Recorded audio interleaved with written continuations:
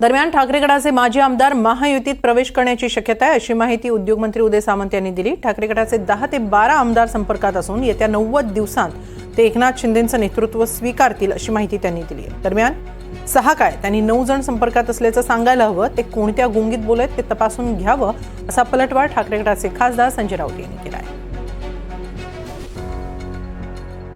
आदरणीय एकनाथ शिंदे साहेबांनी जे काम केलंय त्याच्यासाठी मिशन राबवण्याची आवश्यकता नाही। काही लोकांना कळून चुकलेलं आहे की आता वंदनीय बाळासाहेबांचा विचार पुढे नेणारी शिवसेना ही एकनाथ शिंदे साहेबांच्याच नेतृत्वाखाली चालते।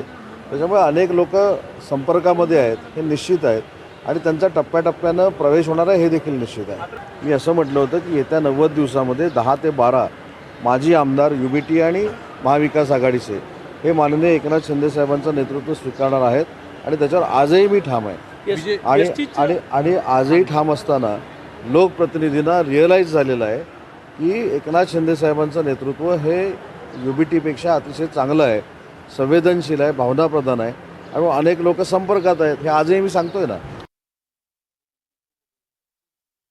ऑपरेशन टायगर होईल, ऑपरेशन कमळ होईल, पण ऑलरेडी ऑपरेशन गिरड्याची शिंग झालेलं आहे